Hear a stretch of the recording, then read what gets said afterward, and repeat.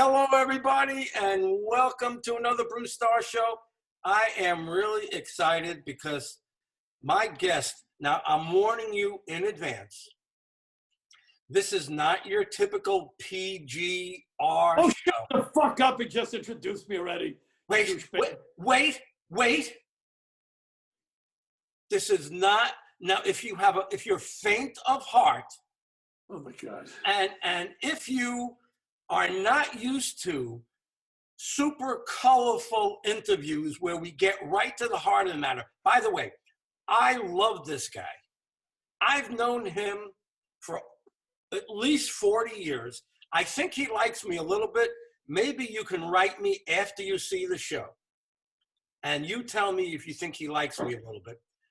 But we're not only from the same city. Who the heck is from Yonkers? We're not only from the same city. We're from the same neighborhood. And if we were another couple of years, the same age, closer, we would have absolutely grown up together. So I am thrilled to have my good buddy, Bobby, Mr. Pitbull of Comedy, Slayton, on the show with me today. Thank you. You know, in 40 years of doing stand-up, that could be the shittiest introduction I've ever had. I'm one of the dumbest, but I expect nothing less or more of you. And I'd like to thank all your imaginary viewers for tuning in to watch your dumb podcast. And we did not go to the same neighborhood. You were in Yonkers. My parents obviously made a little bit more money. I was down the street, the Hartsdale, Scarsdale area. But we're really the same neighborhood. I mean, you might have got to Ricky's Clam House on Central Avenue, but that was a good one, man. Yeah, but nobody cares about that. Okay, you're bringing back bad memories with that horrible brick comedy wall, the faux brick behind you. It's like, it's like you're interviewing a Vietnam vet with pictures of the jungle behind him and napalm babies. I don't want to see that shit. Listen here. Oh, you're listening. I didn't know what to make up. I just want you to know that this show is going to make huge difference to you in your career. Right, just like when you handled me for 3 months, that made a big difference too. I used to tell people, they used to go, who's your agent? I go, Bruce Starr, and everybody would say, oh, I'm sorry. It's like, when you said, like, my mother just died, or I have AIDS or cancer, people go, oh, really? You would not get as much of a response and pity and sorrowful comments as when you said Bruce Starr or Gail Stalker is my manager, one of you two, or you were in the movie Heaven's Gate, you were cut out of that. You never got more sympathy votes than, people go, really, Bruce Starr handles you? Can I buy you a drink? Are you going to be okay? I can't believe you're out in public. I would get those kind of comments, just like you had 2 weeks left to live, like you just had your testicles cut off. That's what it was like to be handled by Bruce Starr. How funny would it be if all of a sudden I'm doing your dumb podcast, and for some reason Quentin Tarantino's looking for like Gilbert Gottfried's podcast or Mark Maron, like a real podcast, and he stumbles upon you, he hears me and goes, that guy's got to be in my next movie. Crazier things have happened. You never know. By the way, I can't believe I'm doing this without headphones because I'm pretty deaf now. Usually I put my headphones in, but it was so fakakta, to try to get on Zoom, with all that crap. That's why I don't do these podcasts. They don't make any difference. Nobody cares, And I really appreciate the effort. And wait, by the way, wait, let me finish. Let me get a word in. Okay, so is this okay? I know you told me to move my iPad around and put on a stack of books. Can you see me okay? Is it good enough? You're beautiful, Bobby. It's perfect. Okay. I know you did Glenn Hirsch the other day. How did you get his nose in it? You got his nose bigger than mine. His nose like bigger than yours. I put together. Yeah, but he has a beautiful wife. Does he? Yeah. And talking about wives. Let me just get a word in edgewise. Okay, go ahead. People do say nice things about you, and when they do say nice things about you, it's because maybe it was me. I said Bobby was married. Uh-huh. He had a genuinely good life, and of course, unfortunately, it came to an end. But there's my life didn't come to an end. No, not yours. Not yours. Right. My wife's life came to an end. I'm still here. I got a hot new girlfriend. It's great. Whoever thought that a 58-year-old woman would be like, I go, yeah, I have a younger girlfriend now. That's how old I am. I go, I got a young girlfriend. People think like, what are you, Jeffrey Epstein? I go, well, she's 58. How old are you? 65. Oh, okay. And unlike you, I don't dye my hair. I've had any work done. Yeah. Well, see, I don't color my hair. No reason. There's no reason to color your hair. No, What do you want, Reagan? What do you color I your don't hair? color my hair. How old are you, Starr? 67. You color your hair? You're so I fast. don't. I don't. Look, Well, it's maybe. some gray. All right. Whatever. Yeah. Well, look, you look good. Bobby, Yeah. can I ask like a regular question? Yeah, wait, but I feel bad that I'm not in frame here. And you told me that now I care. Okay, all right, that's better. Okay, go. Much Regular better. question. Go ahead. And those glasses are stunning on you, you know. I know, I look like Junior from The Sopranos. I don't really need them, but they make me look smarter. I don't need the gray hair either. I dye my hair gray. I'm one of the few people that, I have black hair too. I dye it gray, I put on the glasses so I can get into the Whole Foods for the senior hour at 7. And it works. Bobby. You know, Bobby. Yes. How did you get from Yonkers to Scarjo. San Francisco I drove. after that? What do you mean, how did I get there? You went from Yonkers, the hippest, coolest place anywhere, to the other most coolest place anywhere, San Francisco. Well, you know, when you're a teenager and you want to get out of the suburbs and you have a rock and roll heart, you have a need to travel, and you watch all these cool movies about California, and you listen to the Jefferson Airplane and the Grateful Dead and all that Laurel Canyon music and the Mamas and the Papas, and you're getting high when you're 15. I got to get to California, you know? And I had friends whose parents had taken them to Disneyland. They went cross country. And I had friends, you know, who went to San Francisco. And, you know, I mean, they were like 15 or 16. They were with their folks. But everybody talked about what a great town it was. So I figured, where am I going to go? To Dallas? Where am I going to go? To, you know, I didn't know where else. I just wanted to go to California. So who did you know there? I mean, nobody just moves. Who did you know there? I knew nobody there. I went with a crazy friend of mine we just got a car and took off. I'm not, you know, I just wanted to go. I had $200 in my pocket, and my friend had like $500 in a car. We go, let's just drive to California. Worst case scenario, I take a bus home if it doesn't work out, you know? But I always did stuff like that, you know, when growing up in Westchester County where we grew up, you know, I was just talking to my girlfriend about this the other day, like, 10, I don't know why my parents let me do this, but like 10, 11 years old, I would take the Central Avenue bus to the blue bus. And I go to Yankee games. I go to Manhattan. And most of my friends' parents wouldn't let now you can't do that. But back then in the 60s, it wasn't a big deal really.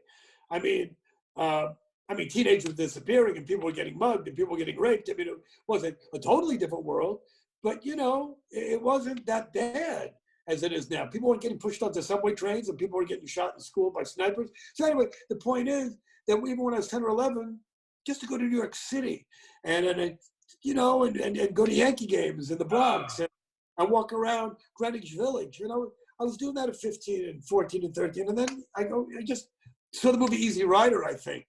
And I wanted to go to California, not on a motorcycle because I'm a Jew. I didn't want to die. And I didn't want to do it by selling drugs to pay for my gas money. So I just took off with a friend and we just went. And, you know, and then I got into comedy. You know, No. You can't just say, I got into comedy. That's the part I want to know. From here to, I know I heard of Bobby Slayton. Right. Well, you know, I know you, look, I turned down doing your dumb podcast for a while because I'm sick of reliving the 70s and 80s and talking about it all the time. And it's, you know, I was, for one time in my life, and I mean this, Bruce, I was probably in the right place at the right time. I know that many times, you know, there's an old saying, you know, opportunity knocks, I was out taking out the garbage, you know. But the one time in my life, and, you know, I think this is where fate comes in, or I don't know, I said guardian angels or whatever, but things just worked out when I met my wife and when I was in San Francisco. I had no idea what I wanted to do with my life. 20 years old. And it was funny because in New York, as you know, when we were kids, you could drink at 18. And if you had fake ID, you could drink at 16. You had like your brother's draft card, or you had a social security card from your friend's brother, and you erased the number. Nobody really cared. So if you knew how to do it, you look cool, you could drink at 16 in local bars in New York. So California was really strict. So I get out there, I'm 20 years old, and they ID'd you and they proofed you. I couldn't get into any bars.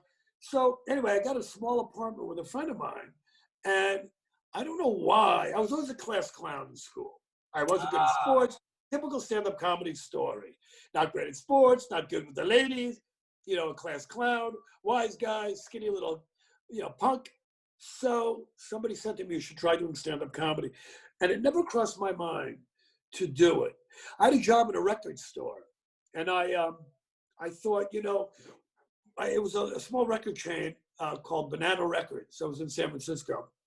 And the record companies, which were big back then, and they all had offices in San Francisco, they would send you promotional material.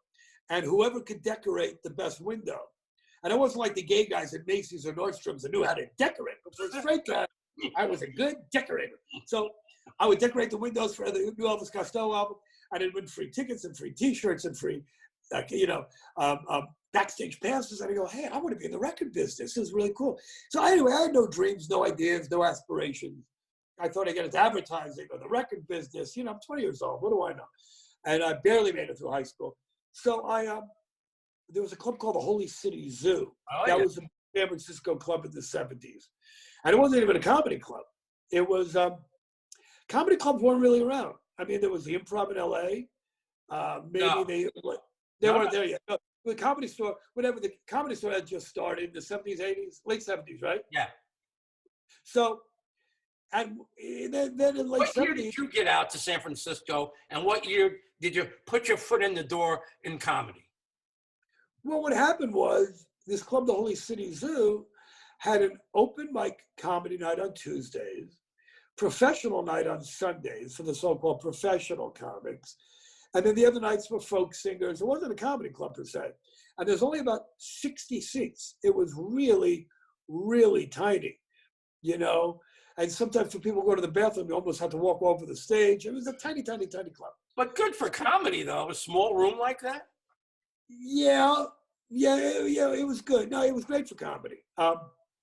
But so I went in on a Sunday night to watch the professional comics. And, it was San Francisco in 1976, so I don't know how many professional comics there really were. I think, working there was Mark Miller, who became a writer, and there's Bob Sarlott, Bill Rafferty from Real People, and Robin, who wasn't there that night. But they told me, well, Tuesday was the open mic night. I was a bicycle messenger downtown. And they said, well, we put together 5 minutes, come back on Tuesday night.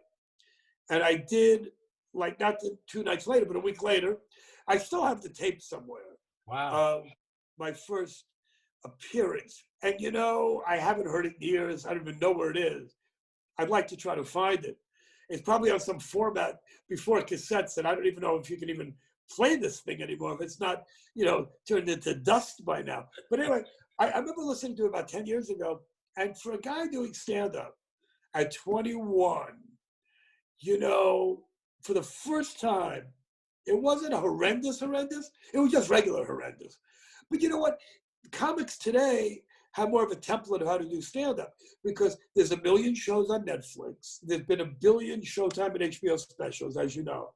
But back then, there was, Robert Klein and the Smothers Brothers and a few guys on the Tonight Show. There was Pryor and, David Brenner. I mean, there were 100 comics, but not where you could just turn on the TV and watch young comedians, Now comics have an idea of how to do it. There's a blueprint. Anyway, I did it. It was pretty bad. And then I didn't do it for another year. I just got the job at the record store. And then I just did it again and again. But the point was, comedy was taken off back then. Yeah. People talk about the boom of the 80s, which kind of started in the 70s. There was always comedy going on. But this boom that you're talking about, I guess, is every city now had a comedy club, and then brick wall, the fake brick wall, and the 2-drink minimum, and Make Me Laugh with Bobby Van, and they started doing comedy shows in the Comedy Store. So the clubs needed comics, the comics needed clubs. So the more clubs that opened, the more they needed comics, and it was a symbiotic relationship. That's how I got my job, right? Because I was there in '81 when the Evening at the Improv started airing, or '80, and everybody wanted a comedy club, and that's how I said to you, right, can you give me an opportunity to get you some work? And you said, all right, well. Yeah, well, that's when opportunity knocked, and I wish I was back in the back taking out the garbage, but I wasn't. I answered the fucking door like an idiot, and now I put a double lock on my door and I have a gun. But anyway, that's neither here nor there. But so anyway, the point was that, I started working a lot in San Francisco. Here is why, when people over the years, comics, would say to me, well, how do you get good? How do you become, the only way to get good is to perform a lot. Unless you're like Dave Chappelle, who I remember seeing at 16, who was a natural, and Bill Hicks, I mean, that's like the 4-year-old Japanese piano prodigy. The only way to really become good for 99.9% of the comics is to do it a lot. Right. And it was really hard to do it a lot because you had so much competition at the Improv and so much competition. San Francisco, all these clubs started opening. And there was a guy named John Fox, not the comedian, the promoter, who opened the club called The Punchline, which Bill Graham took over. And John was a big fan of mine. So he made me the house MC maybe 3 weeks out of the month. So I got to open up for Elaine Boozler and Jay Leno and Larry Miller and Seinfeld, who was my age, but even then was a seasoned pro. I mean, wow. There was Michael Keaton, Batman. There was Denny Johnston. There was all those guys from Make Me Laugh.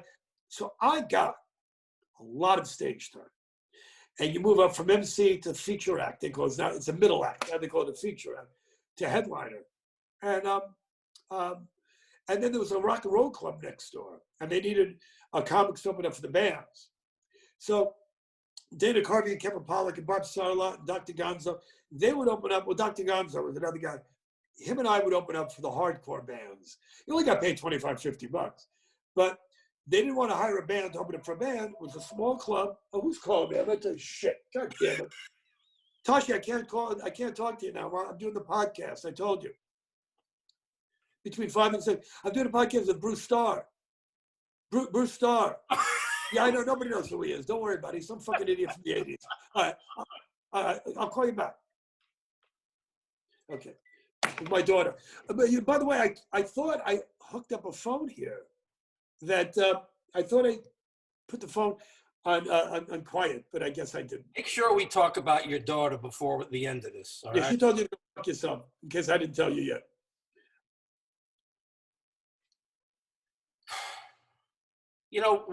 When I asked a few of the guys, I said, how did Bobby get to San Francisco? Nobody really knew. So I'm glad that we're talking about this because, it's an interesting story. What I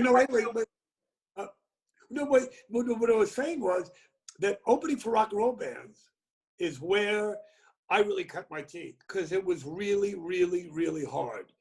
And, it was like that old routine that Albert Brooks did opening for Richie Havens, and he wasn't on the marquee, and people timed their drugs to the headliner. But every comic has horror stories. And I was always too blue or politically incorrect or dirty, whatever, to go to Vegas like Tom Dreesen, Larry Miller, Jerry Seinfeld, to open up for Diana Ross and Captain and Tennille and all those middle of the road, Helen Reddy. And they will use comics. But my act was, and I was also a San Francisco guy and a club guy. So I was not a television guy at the time. I never really was. I did plenty of television shows, but I never liked that 5-minute constraint of working clean. It just wasn't my thing. When did the Pitbull, was the Pitbull always there? Or did you go nuts one night and say, hey, everybody's freaking laughing? Well, there was a time that I tried to work really clean and be like Seinfeld, and Jay Leno used to say to me, if you want to, get a sitcom, you got to work clean and be on the Tonight Show and Dinah Shore and Merv Griffin. And so I tried to put together my 5 minutes. It just wasn't my thing. I mean, I did 5 evenings at the Improv. I did the Johnny Carson show. I did a lot of those shows, but I wasn't happy doing them, and I didn't have that You know, I mean, there are guys like Carlin and guys like Seinfeld who, you know, didn't have to go on and do stand-up because when they were giant stars, but still did it. They loved that. And that was not my thing, you know? What was your thing? Huh? What was your thing? Just going up there and just saying whatever you wanted to say. You didn't care if it was blue or not. And no, and it wasn't really blue all the time. I just didn't limit myself or put myself, or, you know, people always thought I was so dirty. And I was in the earlier years, you know, because somebody for the bands, you had to yell. I'd say, fuck it. You didn't have to, but, you know, to get their attention, you had to be a little outrageous. So that's how I cut my teeth, you know, and going on the road and playing these horrible comedy clubs, that Friday late show. And, you know, I was never really comfortable doing stand-up. I got really good at it. I hate to say that because that's what I did. I probably have more stage hours, at least at the time, than any other comic. I worked a lot. I had 5 million frequent flyer miles by the 1990s. I mean, I was flying a lot and doing morning radio. And by the way, when I say working dirty, I would get up every morning and do morning radio, and I never used a 4-letter word on radio. I mean, I knew what I was doing.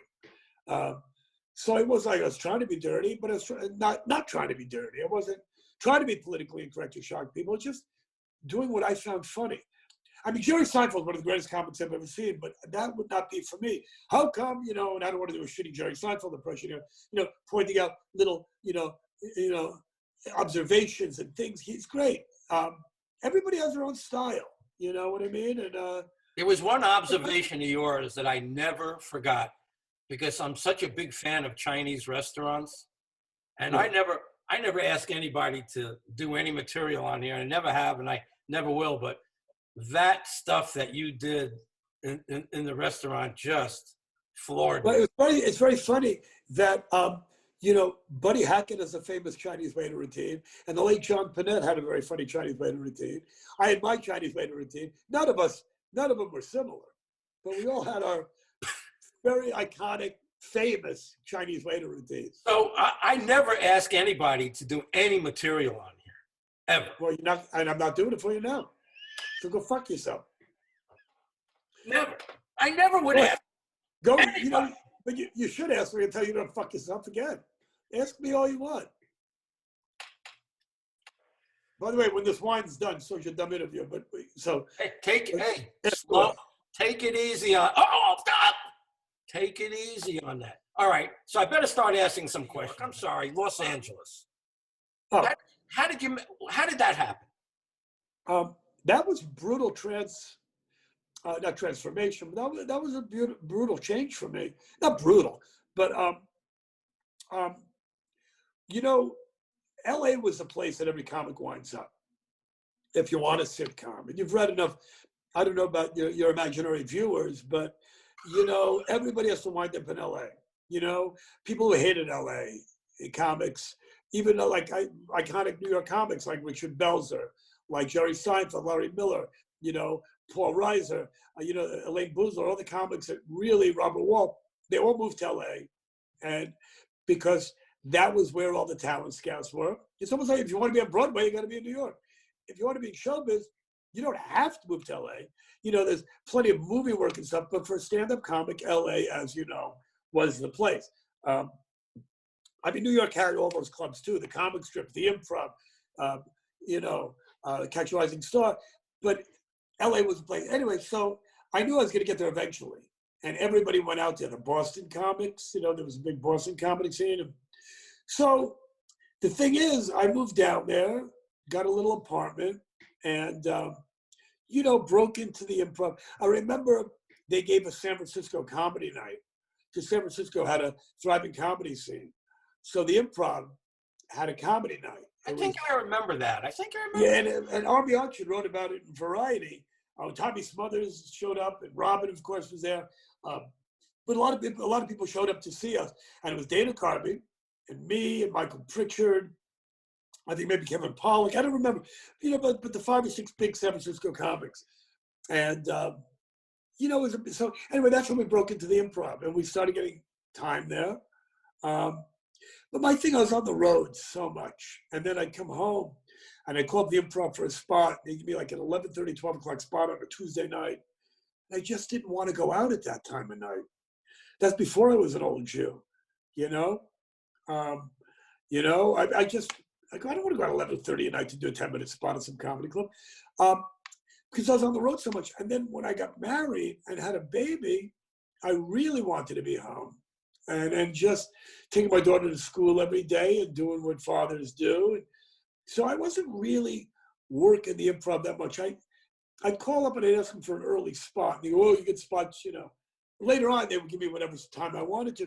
But over the years, yeah, I just didn't want to go play the Comedy Store or the Improv. There was no point, In the old days, you're looking for coke. You're trying to bang a waitress. I was married, so I wasn't doing that kind of stuff anymore. Didn't you think about, hey, if I'm going to get noticed for auditions, for sitcoms, for movies, I know that had to be on your mind because that's where they find you. Well, I always hated those with a passion. I told you, if somebody called up and said, your cancer test came back positive or you have an audition, I'd probably not really go with the cancer, but I hated auditions that much. I'd rather have a root canal, they say. It was almost like okay, that. That's better. I hated it. I just hated it. I stayed up for 2 days. I'd work with acting coaches on the most minor. And the funny thing is, a lot of comics were like that. A lot of actors were like that because I could perform in front of thousands of people. If George Carlin said, "Can you open for me at Madison Square Garden?" I'd be nervous, but I could do it. That wouldn't be as hard as in front of 7 network executives staring at you. Some of the auditions were great, but sometimes I worked myself into a frenzy. And then when I said to myself, I just don't give a shit anymore. They all went fine, You got your fair share of gigs. You got your fair share of movies. And I don't know about TV shows other than the Improv. Maybe you could fill me in on that. But I know you did pretty well with the movies. Maybe if you looked at my IMDb and did your fucking research, you douchebag, before you have to fill you in, give you my resume now. I should have sent it to you with an 8x10. Maybe if you would have looked it up, it's on the internet. It's not like I have to tell you what I've done. We're taking a break now. Everybody can look at Bobby Slayton, IMDb. That's the International Movie Database. You can see what I've done, so I don't have to talk about it anymore. Talk a little bit about it. Huh? Talk a little bit about it. What do you want to know? I've seen you in some very good movies. Yes. Some very good roles. You can actually act. Yes. Tell me about some of those roles that you were in, Bobby. You want to hear about the movies I've done? Yes. Well, I've done about 15 movies. Wow. And if you took all of my screen time in those 15 movies, some of them were really good movies, and some of them have some great little things, was probably about 15 minutes in those 15 movies. But they were great movies. I think in Dreamgirls, great scene, I might have been a minute or two. I played a fast-talking insult comic.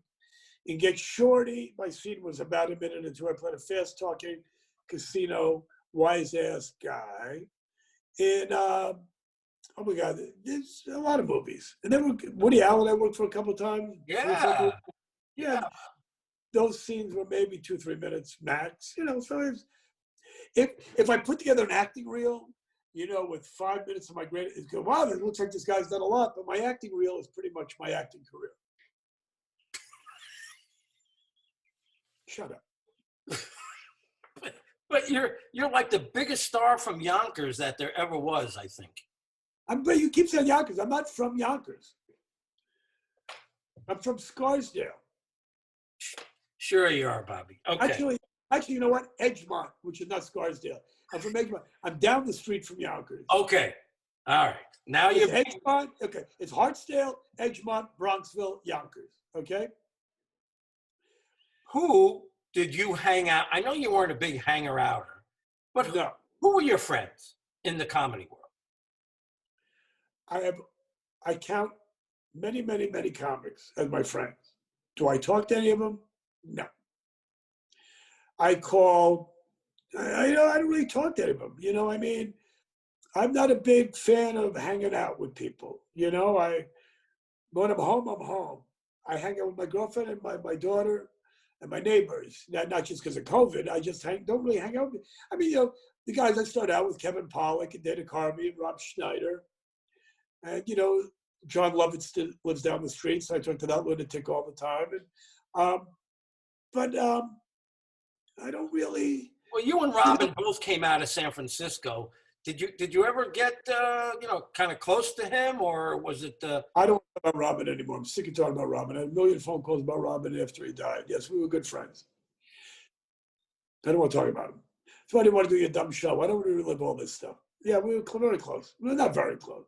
But Robin's manager, Larry Bresner, the guy that just kind of found Robin and managed him for 40 years. Larry died 5 years ago of leukemia. My wife died 3 months later, and Larry's widow, coincidentally, just turned out to be my girlfriend by a crazy coincidence. So, yeah. And your daughter, the show business must just rain through your veins because your daughter got very big at one point.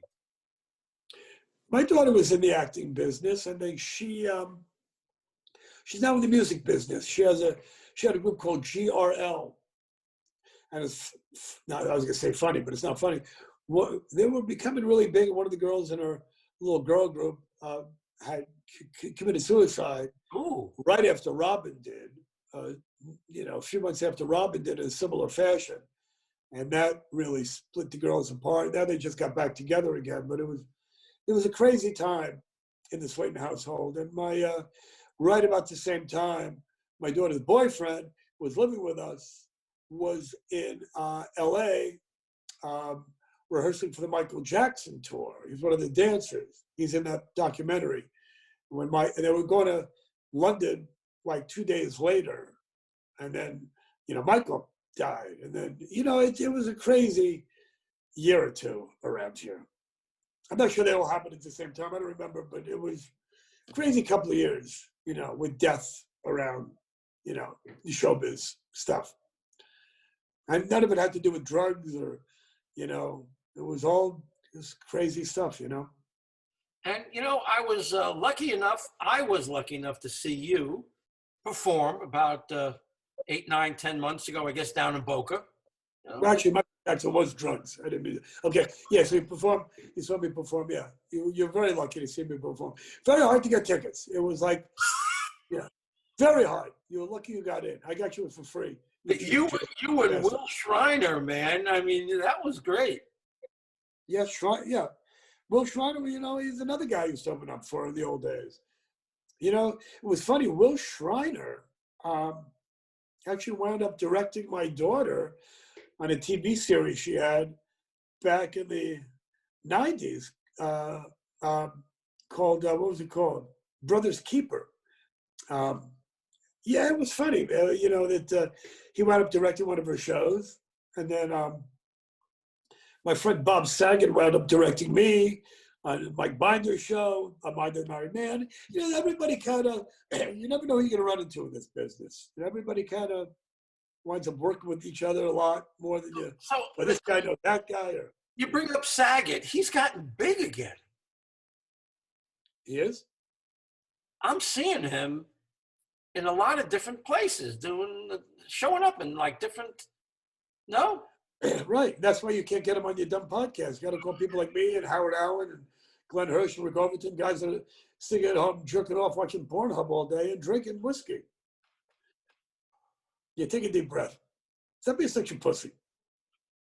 You are the best, Bobby. I'm sorry. What other people say about you, I don't care. Nobody says anything about me because nobody knows who I am anymore. I'm like one of these guys who was big in silent pictures. I'm like Rudolph Valentino. And all of a sudden, talkies came in and I've disappeared. I was like this great child actor that grew up and started to shave. God, it's okay, but I'm fine with that. I don't want to be in show business anymore. I hate stand-up comedy. And I told you this. I'd almost like see people die than see them laugh. I just don't like people. Not all people, but there's certain people out there. I think you're full of it because you love making me laugh, and I know you do. Don't deny it. Okay, all right. So what are those bricks behind you? Actually, they're not real bricks. I put every single one up myself. It's a. Did you really? I took a picture of a brick wall and used it as a Zoom background. Oh, wow, look at that. Very nice. You know, you should use the Valentine's Day St. Massacre brick wall with the bullet holes in it. That would have been great. You know, I'm watching The Untouchables again. You remember? Yeah. Remember watching The Untouchables? I remember. Meanwhile, on the south side of Chicago, Frank Neely was the Al Capone of the gang, was busy after Bugs Moran. Yeah, I remember everything. Okay. Yes, I'm not old, Yonkers. Oh, come on. You did the best Bowery Boys. Give me 10 seconds. Come on. No? Alicia, we've run out for almost an hour already. Okay. You want a couple more questions about the 80s, and nobody cares about the 80s? Nobody cares about any of it. If you would like to throw in one more thought about the 80s, other than decimating it already like you have. So there's not really golden age of comedy. It's golden age of douchebags. There were a lot of good comics, you know? And then there were comics that weren't so great, who aren't with us anymore, who I won't make fun of, you know? Who did you like, Bobby? Who did you like on stage? Who made you laugh? I don't even remember, but I don't watch comedy much anymore. I mean, there's some great comics now, you know?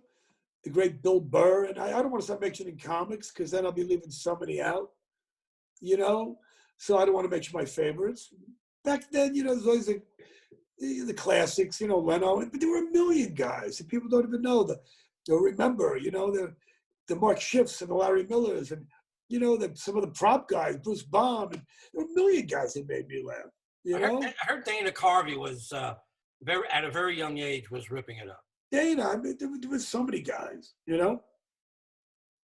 I didn't realize Bruce Baum was a lot of stuff. He brought a lot of stuff. How about Lenny Schultz? I just saw Lenny in Florida. I think the last time I played down there at the Black Box. Last time I saw you at the Black Box, which I love in Boca. I love that club. I might come back next year if I ever go do stand-up again. I don't think I'm going to go back and do it again. Can you still get me a free ticket? Yes, Jew boy, I'll get you a free ticket. Fucking Jews. Never liked you people. Even though I'm a Jew, I still can't stand you people. I didn't know Lenny was down here. I'm going to have to look him up. He came by twice. Yeah, Lenny lives down there. He's right. Yeah. And Stewie Stone, you know, the great Stewie Stone. Yes. And Bruce Smirnoff went to see you, and I went to see you 2 or 3 years ago when you did the West Palm. Right. I remember. I used to love those clubs, but you know what? I think it's over. I don't need to entertain the millennial TikTok douchebags anymore. It's over. You know, my audience is retired or dead, and you know, as long as the money holds out, I'm very happy. I'm about to reheat some Chinese food, crack open a bottle of Sauvignon Blanc, go play my drums. Very happy. Bobby, thank you so much, man. I really appreciate it. I'm glad we got through the technical log jam of broadcasting like we did to get you on here. You're the best, man. I don't care what they say about you. Thank you. Are we done for good now? You're not going to call me anymore, right? No, we are. I might call you to say hello if you don't mind. It was a pleasure being the Bruce Starr Show. I can't wait to get the feedback. I'll let you know when I get all the fan mail. Love you, Bobby. Thank you so much. I appreciate it. Can I hang up now? You can. All right. Bye-bye, everybody. Thanks for watching. Bobby Slayton. Thank you. See you again next time. Bye-bye, everybody. I'm going to hang up this fucking thing.